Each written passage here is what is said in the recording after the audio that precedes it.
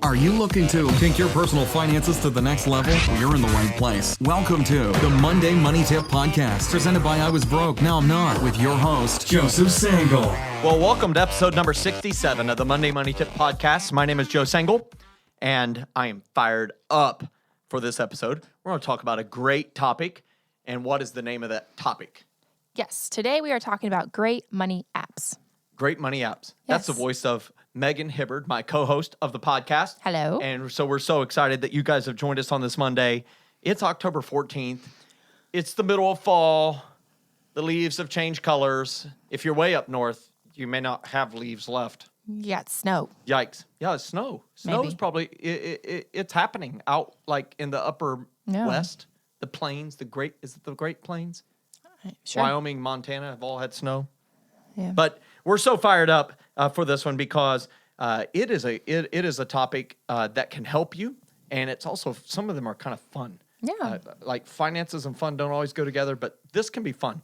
And so read everybody like the question that Yes. was asked that has inspired this episode, number 67 of the podcast. First of all, I can't believe that. But our question is, what are your favorite money apps? My favorite money app. So we're going to answer that question. Before we do that, we're going to go to my favorite segment of the podcast. Let's go. Now it's time to get caught up with our current money events. This portion of the podcast is sponsored by banking section of the I Was Broke, Now I'm Not Next Steps page. This is where you'll find all of our favorite banks who offer the best interest rates and zero fees. Check it out today by visiting iwbnin.com, click on Next Steps, and select Banking. That's awesome. Yes, absolutely. Check that out today for the current money events section. I'm going to talk about something I like to provide an update on every couple months or so. So I would say that's bi-monthly. Bi-monthly, yeah. Is that what that means? Yep, I think so. And so I last updated this in about mid-August. And so mortgage rates for the 30-year mortgage is 3.75, so 3 3/4. It was 3.810, so it's down 6 basis points. Again, every hundredth. So 0.01 is considered a basis point. So if it went down 0.01, that's 1 basis point. Okay? So if something went down 100 basis points, that's an entire percentage. So from like 4% to 3% is 100 basis points. So it went down 6 basis points. And now that's down a little since the update that I provided in the August 12th episode, but it's down huge from the update I provided on June 10th. Yeah. Again, we do this bi-monthly. It was 4.29. It's down over 50 basis points. That's unbelievable.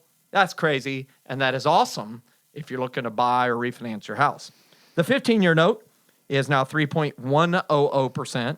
It was 3.21%, so it's down 11 basis points. The average nationally for purchases is those numbers. So, man, if you can afford the 15-year payment, 3.10%, Yeah, pretty that's great. amazing. If you have amazing credit, probably can get it under 3%. These are just averages. That's awesome. Let's talk about basic savings rates with no minimum balance, dollar required in there. I guess there's a dollar required.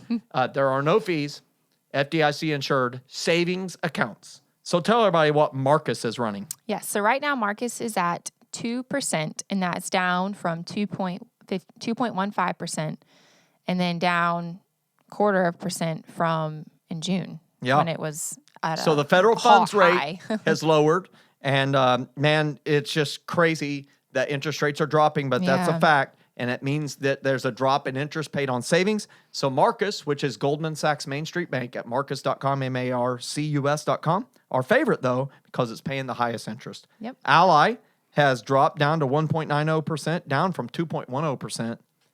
They're down 0.30% from the June update. Ew. American Express is down to 1.90%, down from 2.10% as well. And so, hey, little interest is better than no interest, and I guarantee it's paying more than your local big bank. That's true. So it's very important to pay attention to that and make your money go to work for you, even when it's very little work. Let's talk about CD rates. Now, there's an assumption with CD rates. This assumes you have $5,000 in there at a minimum. 1 year is 2.40%. It's down from 2.70%, so down 30 basis points. The 3 years about unchanged. It's down to 2.25. The 5 year it ranges from 2.3 to 2.5. That's down from 2.8 to 2.95. So the average has dropped more than 0.5% on the 5-year CD. Yikes. And so I encourage you to make sure that you have your money working for you the best possible way. If you're paying interest, like in a mortgage, you're paying the least amount of interest. And if you have savings, it's paying you the most amount of interest. And so we'll finish this current money events section by giving an update on the book. Yay. We are 1 month out Wowzers. from the book release. 2020 Money coming to store to you nearby. Also at iwasbrokenowimnot.com, Amazon.com. Check it out. It's going to be amazing. And very soon you'll be able to pre-order it. Super fired up about that. We're going to help you connect your dreams with your dollars, that we can show you different ways way beyond your regular income to fund the biggest dreams of your life. You want to go on a trip around the world.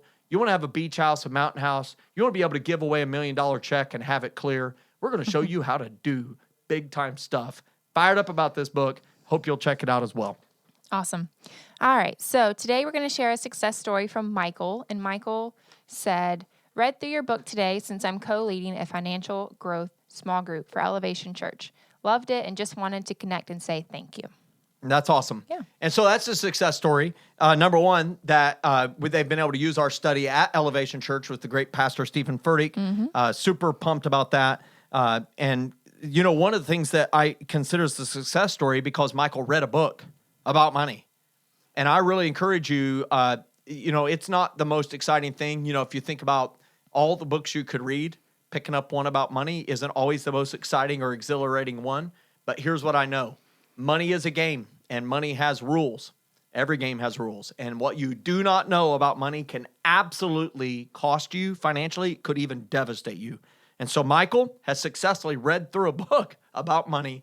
That is awesome. That's a success story. And I would ask all of our listeners, yes, you're listening to the podcast. That's awesome. You're investing in yourself. That is great. I would encourage you to also read books and listen to other voices in the areas of personal finance, investing, and the like, to make sure that you're a well-rounded financial scholar, because all of your dreams, it turns out, are connected to dollars. That's why I'm writing a book about it. That's Fired right. up. Awesome. Okay, so back to our success story. Nope, we just did our success story. Back to our featured question. I just want to go back to the success because I love success stories. But our featured question for today is, what are your favorite money apps? So we've listed about 4. Okay. So, yeah, I mean, I wanted we to have spend some lots. time on these. There's Yeah. a lot of different ones. But I wanted to feature 4. Yeah. So one of them is Mint.com. Mint.com was acquired maybe 7 or 8 years ago by Intuit, who also does like QuickBooks, Right. TurboTax, things like that. They bought Mint.com. And while it lagged for a little while, they've kind of been supporting it more lately and been upgrading it. But it's behind a login and a password. And what I find is it's a great consolidator of all of my accounts. Now, we're showing some bank accounts here that says that they're worth $165,821. Their credit score is 705. It shows their income that they've produced and their spending by category. And if you're watching this on YouTube, you can see all of that. I encourage you to watch the video, the how-to video at Mint.com.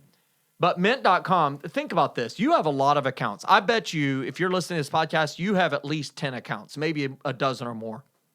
If you have a business, you have even more than that. Think about this. You have a 401k account. You may have one from a previous employer. You have a savings account, maybe a health savings account. You have a savings account, checking account, a second checking account. You have one with that credit union that you used to have and you don't really pay attention to it. You have a mortgage loan, a credit card bill that you pay off every month, I hope. And you may have a car loan that you're paying off. But when you add it up, it's a lot of accounts. It's hard to keep track of that or see a large visual of Right. all of your financial picture. But Mint.com allows you to see it behind one login and password. There's an app for that can be, fingerprint, or facial recognition, depending upon what type of phone you have. And when I log in, it starts updating all my accounts. In fact, I'm going to do that right now, actively during the podcast. And it's starting to pull up, and it's going to have me log in. You're going to see my password. It's this thumb right here. And look at that awesome. And it pulls up all my accounts. Did you see that? And it shows me all of my accounts, and it starts updating all of the accounts. And when you go through all the accounts, it says updating. And right now, I have like 70 accounts. And the reason being is we have a company, Right. and we have a lot of people that travel, Yeah. and their individual credit cards all are tied to the account, and so it shows me the balances of every single person's credit card, all this different stuff. And watch this: if you have assets like a car or a house, it will also give you like the Zillow estimate Oh, wow. of the value of that house, of that car. You can get the Kelley Blue Book value pulled in there. And so it gives you a snapshot of your net worth, which That's is awesome awesome. too. And so I really like it. It also would give you alerts that says, hey, you've spent this much per month. You know, normally you spend this much, you've spent this much. You might want to slow down. You might want to slow down. You spent too much on this category. So it will try to automatically categorize it. You can go in and categorize it as you want. As you can see in this example, it says gas and fuel, shopping, food, finances, bills and utilities. But I really like it because it allows you to see a snapshot of all of your accounts, one place, one login, without really risking access to all those accounts behind that login and password. Very good. And do you pay for that? I do not pay for it. So free version. All the apps I'm using are free. That's great. So mint.com, I encourage you to check it out. There's a couple of honorable mention ones that I'd like to run. One of them is Personal Capital. Got my eye on that. I've set up my account, looked at it. Personal Capital is a great one as well. But it's honorable mention right now. They're getting ready. They're getting ready to make the cut. And another one that I like is Credit Sesame, and it kind of helps your credits track your credit score as well. But of course, mint.com has kind of connected that in there now, so it's kind of an also ran. Yeah. It's also honorable mention. Great app, but I like mint.com the best right now. Awesome. All right. Our next one is Schwab.com, and that is Charles Schwab's app. Charles Schwab app. It's an investing app. You can also have a checking and savings account with them and CDs. It's a type of long-term investments, I guess. But in other words, it's going to long-term before you see an improvement. But I love the ease of use for Schwab.com. I've looked at all the apps. Trust me, I like to be a consumer advocate. I want to advocate on your behalf, all the podcast listeners, every single person that I teach. And so I kind of try everything. And so right now, I've evaluated TD Ameritrade, E-Trade, Ally Invest, the former Capital One Investing, which is now Share Builder. I've looked at all these. And then Share Builder moved into E-Trade recently. So I like Schwab.com because, frankly, I look at some of these, and you need to be a professional investor to even understand what's going on. Like, for me to even figure out how to move money in, out, trade, very confusing. Right. Schwab.com, crisp, clean, and I may or may not have traded stocks while parked at a red light. You should not do that. Not while driving. You were driving Allegedly. because your car was on. But it's that simple. Yeah. And so I also love their research. They have incredible research. You can click any stock that you're looking at, any bond, and most of them you can click and see the Schwab equity rating, which is like like you're in a class. They rate it A, B, C, D, or F. Doesn't mean it won't make money. I've made money on some F-rated stocks by Schwab.com. I've lost money on some A-rated stocks. But it does help you understand the financials, the sentiment in the marketplace from analysts that are evaluating that stock. Of course, turns out some people are, buy this one, and others like, get away from it. Yeah. You know, who's right? Who knows? Only time will prove. But it also says, here's what's happening with the financial strength of the company. Here's how they compare to their peer type companies. And it's just tremendous research that would take me days and days to pull together. I can get it with one click of a button. Love it. It also allows me to link multiple trading accounts from other providers. And so with my Schwab.com, similar to Mint.com, I can have all of my other investment accounts in there. And it actually does an evaluation of it that says, it turns out you own this mutual fund in these 3 accounts. So it shows me my exposure collectively for each investment. If I own Ford stock, and I do, it will tell me you own it in this account, you own it in this account, you own it in this account.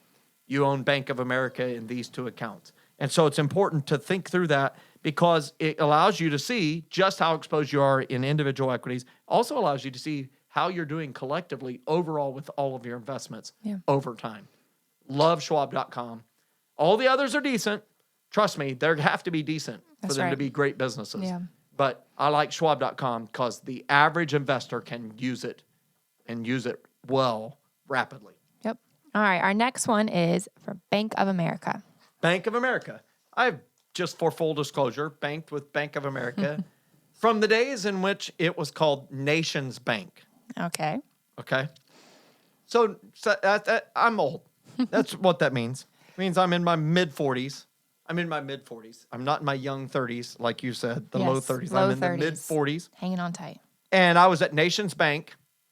Nations Bank was very evil to me because they had a bank machine at the factory I worked in, and it facilitated $20 and $40 withdrawals nearly every day to go eat lunch with. Oh, my. And all the money just disappeared. That was in the I was broke yeah, part. it was in my I was broke part of my book. They got, so I don't know all the mergers that made them Bank of America, but it's magically they became Bank of America. And I moved away from South Carolina for about 3.5 years and went to another bank that was called Bank One.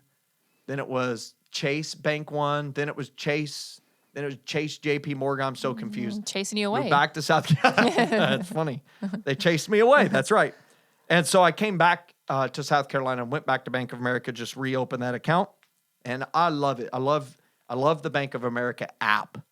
And what I love about the Bank of America app, now I know many bank apps have this, but Bank of America, I remember once I went to a small town bank, a local bank here, and they told me how evil and terrible the big banks were and everything, and then proceeded to say for me to do the type of business I wanted to do, I did submit like my firstborn child and several other issues. And you know what I found out? I left there and went straight back over to Bank of America, and Bank of America did what I was asking without any paperwork at all, one signature. And I said, this guy who was telling me how bad big banks were is believing a lie. Yeah. And Bank of America, now I like all banks. Listen, look, they're different banks. Banks are great. It's very important to have bank accounts. But Bank of America has mobile check deposits. I know many of them have them. Super simple to use with Bank of America. I can take a picture of the front of the check, the back of the check. It's deposited that night. Love it. Even after hours. I don't have to go in the bank. I don't have to go anywhere near the bank, and the money gets deposited. I can do online bill payments, and they will mail a check. If the person I'm paying still wants a check, it will mail them a check. It will do it electronically if they accept electronic payments. No cost at all. I especially love a feature called Zelle. I think that's how it should be pronounced. Zelle, like gazelle. I think it's the short of gazelle. Yep, looks right to me. Which I use to transfer funds to my daughter, who, she gets a certain amount of money for college every single month. She has to have a budget. And I can zap it, and it gives her a notification via text. Hey, this has been sent to your bank account. And her bank account is linked to her phone number. And so it sends her that zap. There's the money. Instantaneous transfer of that money. It also has other features such as ordering foreign currency. I traveled to Canada recently. I wanted to have Canadian currency. I just ordered the currency right through there. That's awesome. Went to the bank 2 days later, and there was my money in Canadian funds. And I'll just say this, Canada's money is prettier than U.S. money. It just is. I think most money is prettier It's just than U.S. really money. amazing. And so I like Bank of America. I know there are several banks that are similar, but I really like Bank of America's app. So that's my favorite banking app. Yep. All right. Our last one is currency. Currency. Love currency. I have currency on my phone and have used it as recently as yesterday as we record this podcast. And it shows major currencies. And I really like that. I use this when I scampered through Europe. I was in London in the UK, and they still have the pound. Mm-hmm. And then I went over to France, Paris, France, and to Italy, to Florence, Italy, and they use euros. Then I flew back to London, and they had me on the pound again. Then flew back to the U.S. and it's U.S. dollars. And it's hard to keep that stuff straight. It is. And so I use this currency app all throughout Europe as I traveled. I used it when I went to Canada, and it allows me to say, hey, if I have $1,000 in U.S., that right now, as of the recording of this podcast, that equals $1,324 Canadian. That's what that equals. And it equals 108,075 Japanese yen. It equals 1,000 U.S. equals 19,387.15 pesos in Mexico. and it equals 7,091.90 Chinese yuan. And it tells me how much it is for British pound sterling. It's only 799.83 pound sterling. And Australian dollars, and you can add other currencies as well. And it does in reverse too. So if you're in the Euro zone and something costs 100 euro and you want to know how much that is in Canadian, well, that's 146 Canadian. If it's 100 euros, it's $110.69 US. So super important, especially if you want to be a world traveler. Yes. And most of us want to travel around the world. And the currency app I found to be very handy of documenting the current rates. What I also thought was great is I have a credit card, and most credit cards have this. Check it out. But it had no intercontinental, international exchange fees. And so whatever the rate was that day, that's what it charged me with no fees as I traveled internationally. And what I've also found very handy is if you're with a large bank, and usually small banks will have these negotiated agreements as well, you can usually find a bank machine, if you want cash overseas, that will give you the cash with no transaction fees or very minimal ones, Right. and no usage fees for that network of ATMs all throughout the country that you're traveling. That's great. So I like the currency app. It's literally named Currency. What a perfect name. Yep. So we'll include a link in the show notes to all 4 of those so you guys can check them out, and as well the honorable mentions that you did before. So for our key quote today, we actually have 2. Yeah, they flip on each other. Yep. So the first one is, a tool is only as good as its user. Right. And then number 2, a tool is only good if it is used. Isn't that awesome? That is awesome. So think about this. A tool is only as good as its user. So if you have a chainsaw and you don't know how to use a chainsaw, probably not going to be a very good tool. You're probably very dangerous. Probably should set it down and back it away. However, that chainsaw is only good if it's used. If it just sits around and it's not utilized, It's not me cutting it's not anything very down. helpful. And so think about this. If you have all these apps and these tools that are available to you, then they're only as good as you are as a user. So it's very important that you have financial knowledge so that you know how to use them properly. But then once you get the knowledge, that tool is only good if you use it. And so that's why I include that as a double quote. It's a dual quote Monday. Get fired up. That's awesome. All right. So we hope you enjoyed today's episode. Make sure to check out all of our apps. And if you have a favorite app that you enjoy using, let us know. Yeah, we'd love to hear from you guys. We will always love to learn about new apps. So yeah. So maybe your app that you're using is maybe better than one of these, but maybe not. But let us know. Okay, and if you like today's episode, please help us get this podcast to other people who could benefit. You could do this by quickly rating in our podcast and leaving us a review. These ratings and reviews will help make us better for other listeners. So make sure you do that. Just leave us a review and a rating below. And then don't forget the last Monday of the month, we're going to be answering your top money questions. So if you have a question, you can email it in at info@iwbnin.com, or you can send it in Facebook, Twitter, Instagram, mail.